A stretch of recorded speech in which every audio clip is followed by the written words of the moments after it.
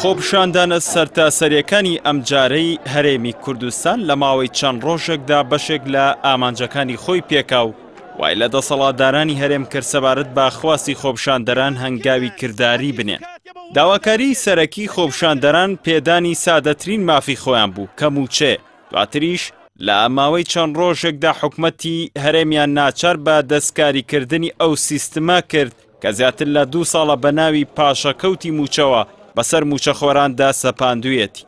گەشتنی موچەخۆران لە ماوەیەکی کووردا بە بەشێک لەو داواکاری کە هەیان بوو دەستکەوتێکی گرنگ بوو کە لە ئەنجامی یەکدەنگی موچەخۆرانی هەرێم لە هەموو پارێزگا و شار و شارۆچکەکان و با پشگیری هێزەکانی دەرەوەی دەسەڵات لە خۆپیشاندەران و بەشداری پەرلەمانتار و بەرپرس و ئەندامەکانیان لە خۆپیشاندانەکان هاتەکایەوە.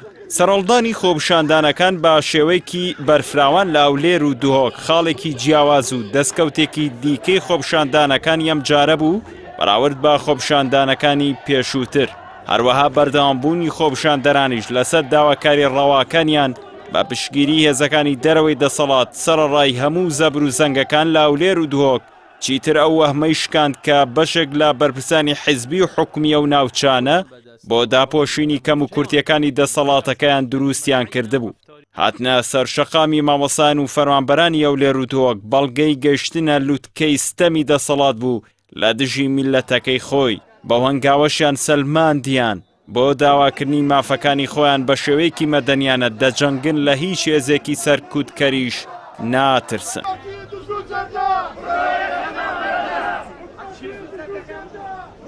گەیشتنی خۆپیشاندانەکان بە زۆنی زەرد ئەو بەشە شاراوەی ستەمی بە تەواوەتی دەرخست کە بە زەبری هێز چەندین ساڵە پەنهان کراوە. ئەوەی سەلمان کە موچەخۆر و هاوڵاتیانێ و ناوچانەی هەرێم هاوشێوەی یەک زوڵم لێکراون. بەشداری دیار و ئاشکرای حیزبەکانی دەرەوەی دەسەڵات لە خۆپیشاندانەکان و پشگیریان بۆ داواکاری شەقام لەسەر ئاسیان دامان و بەرپرسانی باڵایان هۆکارێکی سەرەکی بوو بۆ سەرکەوتنی خۆپیشاندانەکان.